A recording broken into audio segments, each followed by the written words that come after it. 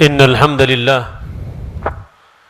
نحمده ونستعينه ونستهديه ونعوذ بالله من شرور أنفسنا وسيئات أعمالنا من يهده الله فلن تجد له وليا مرشدا أشهد أن لا إله إلا الله وحده لا شريك له وأشهد أن محمدا عبده ورسوله لا نبي ولا رسول بعده فإن أصدق الكلام كلام الله وخير الهدي هدي محمد صلى الله عليه وسلم وشر الأمور محدثاتها وكل محدثة في الدين بدعة وكل بدعة ضلالة وكل ضلالة في النار قال الله تعالى في محكم تنزيله أعوذ بالله من الشيطان الرجيم يا أيها الذين آمنوا اتقوا الله حق تقاته ولا تموتن إلا وأنتم مسلمون وقال الله تعالى في آية أخرى يا أيها الذين آمنوا اتقوا الله وقولوا قولا سديدا يصلح لكم أعمالكم ويغفر لكم ذنوبكم ومن يطع الله ورسوله فقد فاز فوزا عظيما فيا معشر المسلمين أوصيكم ونفسي بتقوى الله ولقد فاز المتقون وقال الله تعالى في آية كثيرة يا أيها الذين آمنوا اتقوا الله يا أيها الذين آمنوا اتقوا الله حق تقاته ولا تموتن إلا وأنتم مسلمون. Sidang Jumat yang berbahagia yang selalu mendapatkan hidayah dan rahmat dari Allah Subhanahu wa taala.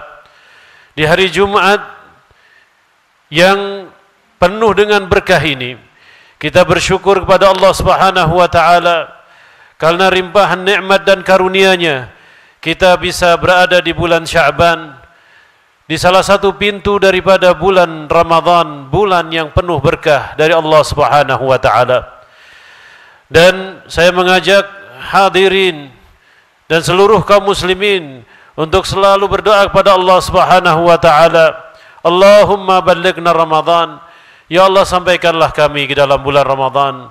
Allahumma barik lana fi a'marina, berkahilah kami dalam umur kami. Allahumma ballighna Ramadan, Allahumma rzuqna al-qiyama was-siyama fi syahri Ramadan.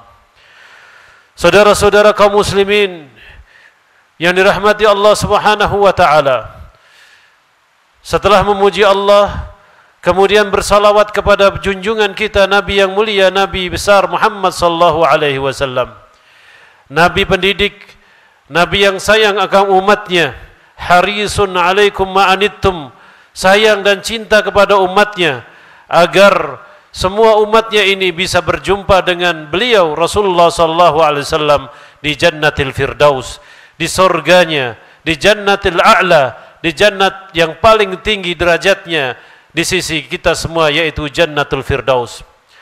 Maka Nabi yang mulia sallallahu alaihi wasallam saking sayangnya kepada kita semuanya, maka Nabi sallallahu alaihi wasallam telah menggambarkan apa yang terjadi nanti setelah beliau meninggal. Setelah beliau meninggal digambarkan oleh baginda Nabi sallallahu alaihi wasallam akan terjadi di sana ad-dakhan, akan terjadi di sana kegelapan. Kegelapan yang digambarkan oleh Nabi sallallahu alaihi wasallam, yang mana orang sudah tidak peduli lagi terhadap tujuan hidupnya. Dan inilah yang kita namakan, kalau kita bisa simpulkan, kegelapan itu adalah kegagalan konsep pendidikan secara umum dalam penerapan nilai-nilai karakter. Khususnya yakni kegagalan lembaga-lembaga pendidikan dalam menerapkan prinsip nilai-nilai karakter Islamiyah. Kemudian kegelapan yang kedua yang bisa saya tafsirkan, yang dikatakan oleh baginda Nabi sallallahu alaihi wasallam, akan datang sebuah zaman kepada kalian fihi dakhan, ada kegelapan, ada ketidakjelasan, yaitu yang kita istilahkan dengan disrupsi teknologi. Saudara-saudara yang dirahmati Allah Subhanahu wa taala, tidak dipungkiri bahwa kita tinggal saat ini di zaman yang serba enak, Di zaman era transformasi teknologi yang begitu dahsyat, kita sekarang ini sudah menuju ke 5.0, sebuah teknologi yang mana di sana manusia dienakkan, dinina bobokkan dengan teknologi. Dan inilah gaya kehidupan masyarakat saat ini. Tidak dipungkiri bahwasanya pola kehidupan seperti ini ada pada generasi kita. Kalau kita mungkin tidak mengalaminya, karena kita pernah hidup dalam era teknologi yang lebih susah daripada 5.0. Maka anak-anak kita atau generasi yang lahir setelah itu, itulah yang dikatakan oleh baginda Nabi SAW sebagai ad-dakhan. Kita hidup pada satu masa yang saya katakan itu adalah disrupsi teknologi.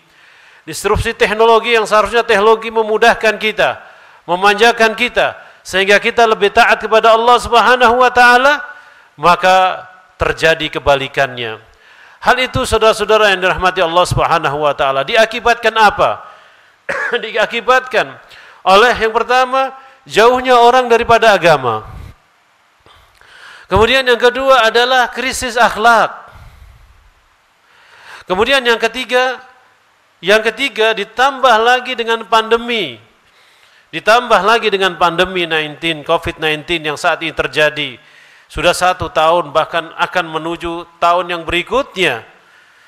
Kemudian juga dengan adanya pandemi ini ada demografi ekonomi yang begitu kuat. Kemudian setelah itu akan mempengaruhi pada sosial dan budaya kita. Dan kita tahu saat ini betapa banyak generasi-generasi masa depan yang sudah tidak peduli lagi bagaimana agama, bagaimana akhlak. Yang sebetulnya ini adalah nilai-nilai yang akan menghidupkan mereka sampai bertemu dengan Allah Subhanahu wa taala. Saudara-saudara kaum muslimin yang dirahmati Allah Subhanahu wa taala. Di dalam tema Jumat kali ini saya mencoba kemarin menuliskan dalam 10 lembar PPT yang saya bikin. Yang saya beri judul PJPI 2020 sampai 2035, tantangan atau solusi. Hal ini lahir dari seorang praktisi pendidikan yang dari dulu memikirkan bagaimana nasib bangsa ini, terutama dari segi pendidikannya.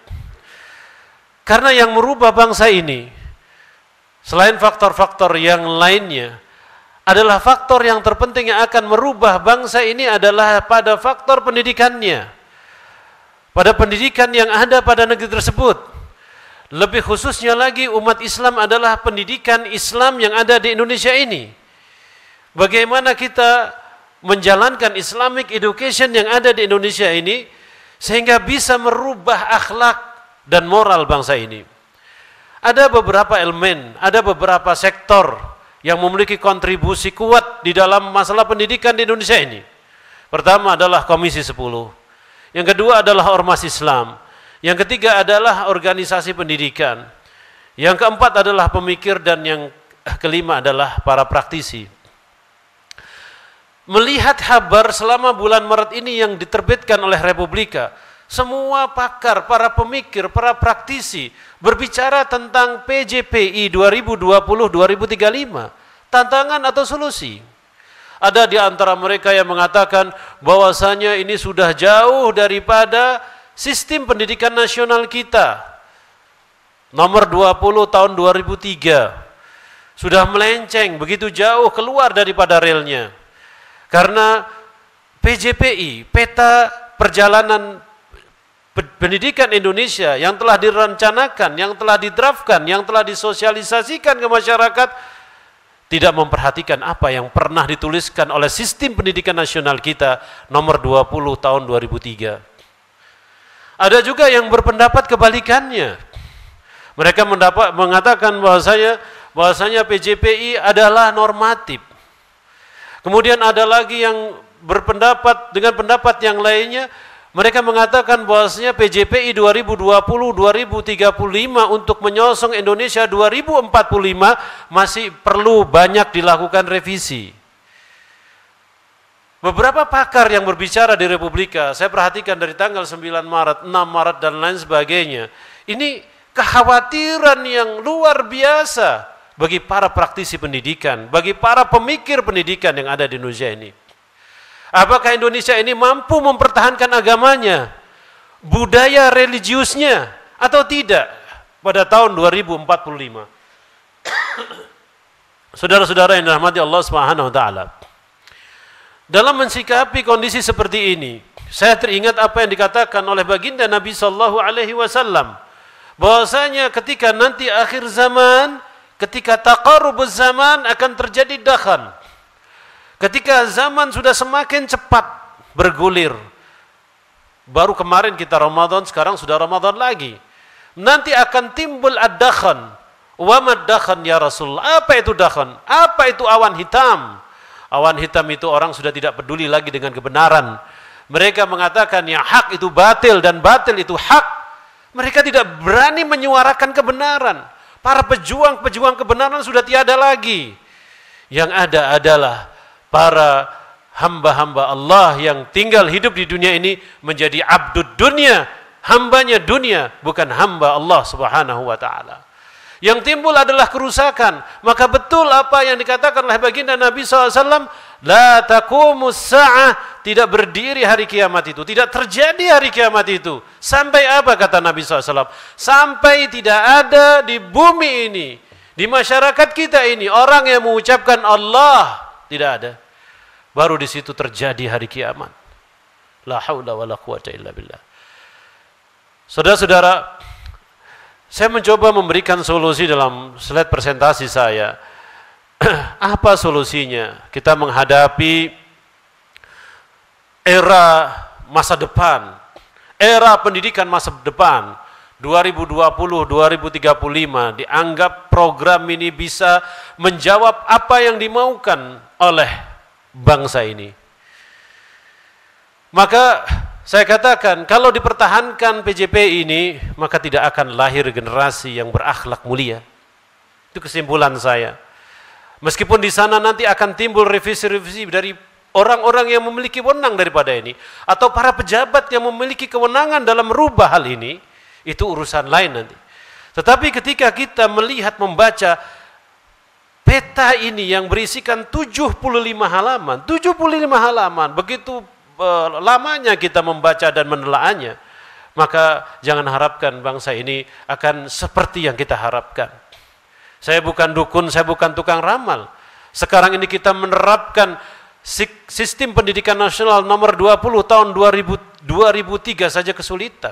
Menciptakan orang yang taat, yang beriman kepada Tuhan yang Maha Esa, Allah Subhanahu wa taala, berakhlakul karimah saja selama bertahun-tahun masih kesulitan. Bagaimana kalau seandainya peta pendidikan Indonesia atau peta jalan pendidikan Indonesia 2020-2035 ini dilaksanakan? Ada 3 hal yang saya suarakan kepada para praktisi pendidikan, organisasi pendidikan, ormas-ormas pendidikan, kemudian ormas-ormas Islam, kemudian para pejabat yang duduk di bangku perwakilan rakyat, Komisi 10 khususnya. Saya menyuarakan satu yang pertama, umat Islam harus menciptakan SDM yang unggul, SDM yang luhur, dan SDM yang adaptif.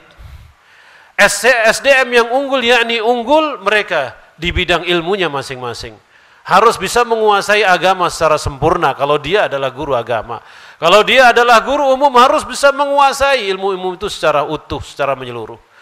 Kemudian harus menciptakan SDM yang luhur, yang memiliki akhlakul karimah. Karena sungguhnya guru itu diguguh lan ditiru. Dia dipercaya, diikuti segala gerak-geriknya, segala gerak-geriknya. Kemudian adaptif dia menyesuaikan dengan perkembangan dunia sekarang ini.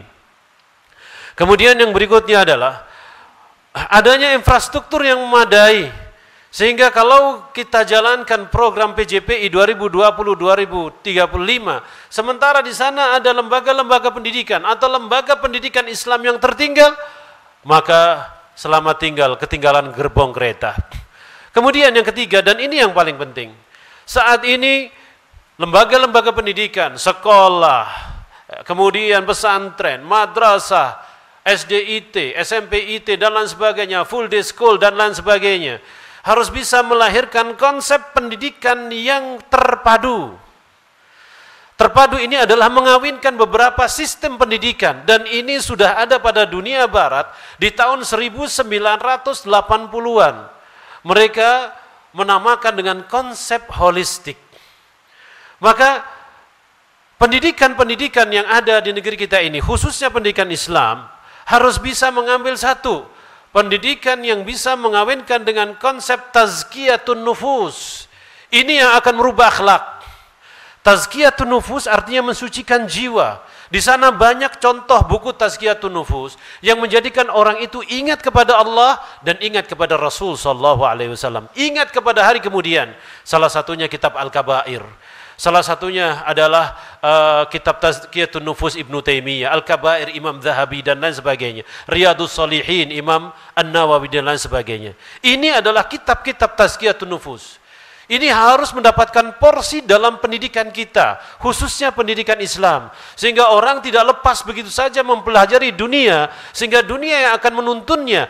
Dan orientasi pendidikan kalau kepada dunia tidak pernah akan ada habisnya, dan orang selalu akan tamak-tamak untuk menambahnya.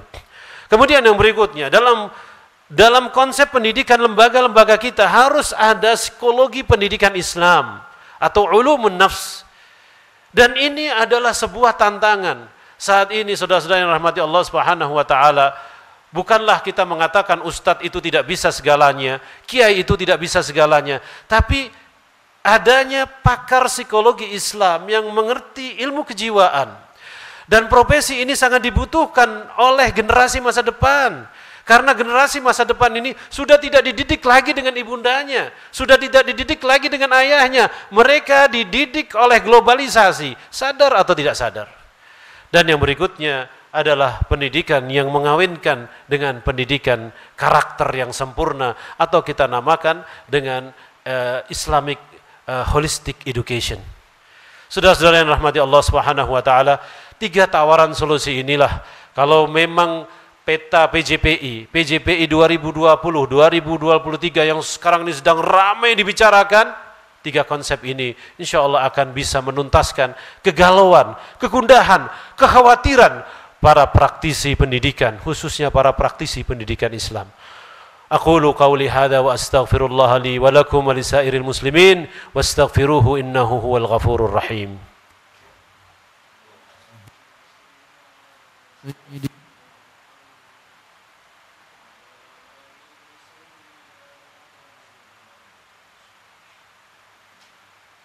Alhamdulillah wa bihi nasta'in ala umurid dunya waddin. Wassalatu wassalamu ala asyrafil khalqi ajma'in.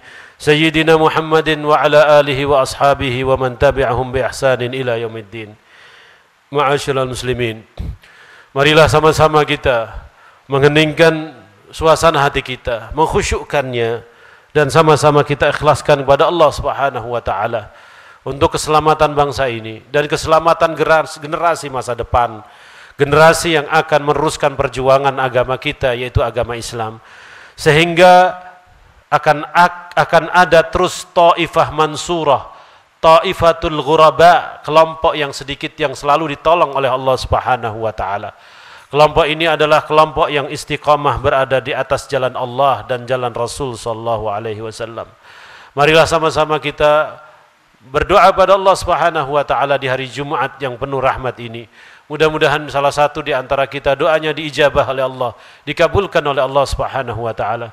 Jangan pernah kita meremehkan doa seorang, karena tidak tahu di antara kita ada orang yang bisa tembus doanya ke langit lapis 7, mampu menjawab pertanyaan-pertanyaan masa depan dengan doa insyaallah taala. Allahumma salli ala Muhammad wa ala ali Muhammad kama sallaita ala ali Ibrahim wa barik ala Muhammad fil alamin innaka Hamidum Majid.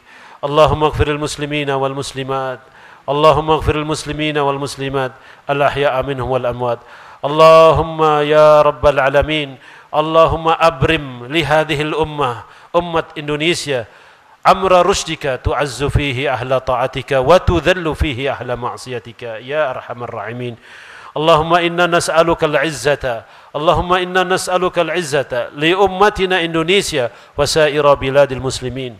اللهم يا مقلب القلوب ثبت قلوبنا وقلوب أبنائنا وقلوب أبناء أبنائنا على الإسلام. اللهم ثبت قلوبهم على الإيمان، اللهم ثبت قلوبهم على إيمان. اللهم يا أرحم الراحمين استجب دعوتنا، ويا مجيب السائلين استجب دعوتنا. اللهم إننا في شهر شعبان، اللهم بلغنا رمضان، اللهم ارزقنا القيام والصيام في شهر رمضان. اللهم لا تحرم أجور رمضان. اللهم ارحمنا، اللهم ارحمنا ووالدينا وارحمهم كما ربونا صغارا يا أرحم الراحمين. وصلى اللهم على نبينا محمد وعلى آله وصحبه وسلم، وآخر دعوانا أن الحمد لله رب العالمين، وأقم الصلاة.